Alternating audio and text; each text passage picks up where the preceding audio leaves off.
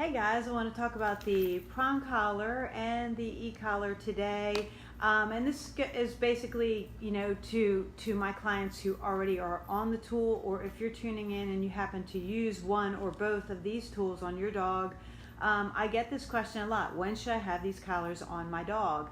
For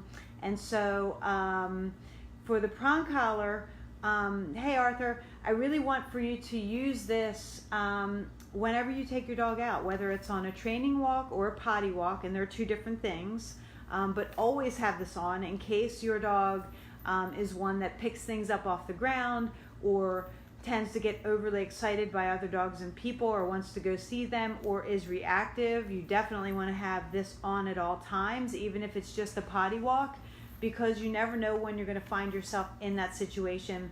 And honestly, with myself personally, it's when I don't have the collars on my dogs that I find myself in that situation. And sometimes I think it's because the dogs know the collar's not on, I can do things, I can get away with it. So always have this on when you're going on an outing, like to the pet store, the groomer, or the vet, especially places that make your dog a little freaked out. Definitely the groomer and the vet are two places I can think of. If you do take your dog on social outings to the park, and I'm not talking about the dog park because that's a whole nother story, and I don't like dog parks, but I am talking about to the park for a walk, or if you're going to a place like a coffee shop, or out to lunch, and you can bring your pet with you, have this on so you can get like that really awesome behavior from your dog.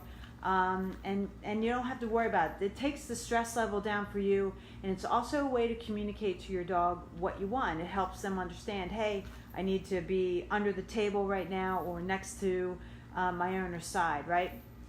Same thing for e-collar. And by the way, this is not a shock collar. This is an e-collar, which is a TENS unit on a collar. Yeah, agreed, Arthur. It is great. It's awesome. I use very low level stimulation when I'm training a dog with this. But you know what this is, and both of these tools are? They're communication tools for your dog. You're communicating with this tool and this tool, like, this is what I need you to do, especially when you're out and about. Distractions are like much higher when we leave our house, right? So we're helping our dogs by putting these tools on. Some things that people worry about, and I mean, I'm judged all the time. I'm a balance trainer, so I get judgment all the time. Vets, a lot of vets are against the tools.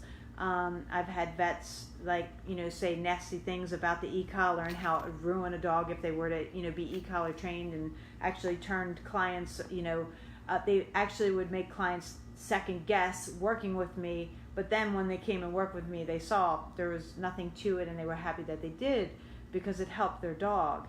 But the thing is, there are people out there who do not understand the tools. They look at this tool and they're like, oh my God, that looks like a torture device, and it's going to hurt the dog. And you read things on the internet, and these are called like shock collars, and they electrocute dogs and things like that, and they leave burn marks, and it's just not true. I use very high quality tools. The Prong collar has rounded prongs. It does not break skin if you use it properly. And I do caution there, because this can, if it's not used properly, it can break skin. But this is a tool that when you're done working with your dog, this comes off your dog, and then you put it away for the next time that you guys are going out. But the e-collar, as long as you're with your dog, you can leave it on at all times. Thanks for the thumbs up. I appreciate that. You can leave it on at all times. Hey, Denise. When you're with your dog. And it's a communication tool. It's just, a great way to kind of help them through those distractions when you're out and about. Oh, and back to the judgment piece of it. Yes, you will be judged. And some people are okay with that. Other people get kind of, they don't like to be judged, because, people will come down hard on you when you use these tools. They think you're, I've been called an animal abuser, and, nasty names, saying I'm cruel, and these tools are harmful.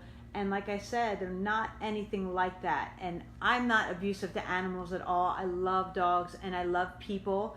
These are tools that help both dogs and people. It's a way for you to communicate with your dog on a nice low level, Yeah, hashtag doodle on the couch. Denise, you are so funny. I love you, girl. I want that life too, but I'm not going to get that life this week. But anyway, see, I lost my train of thought with you. You're so funny. Hey, Jan.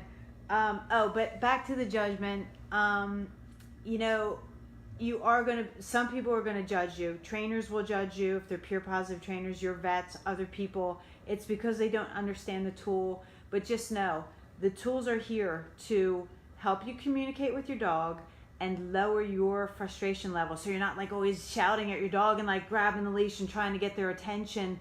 This is an attention grabber at super, super low levels. Like there's 100 levels on this. Maybe you're working in the single digits most of the time, right? Unless we're talking about some sort of heavy duty situation, right? Or dog who's least reactive or aggressive or something like that. Then that's a different story.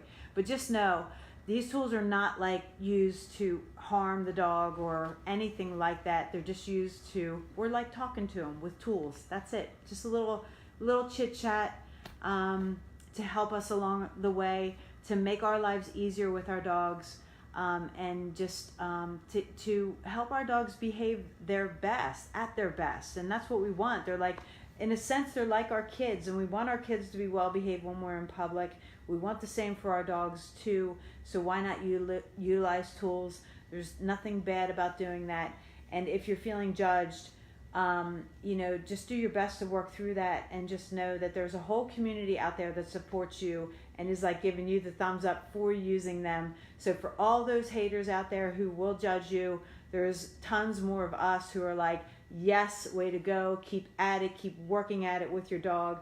You will get better, they will get better, and life is so much easier when you have a well-behaved dog. All right, guys, that's all I have for you. Thanks for watching. Have a great day, everybody.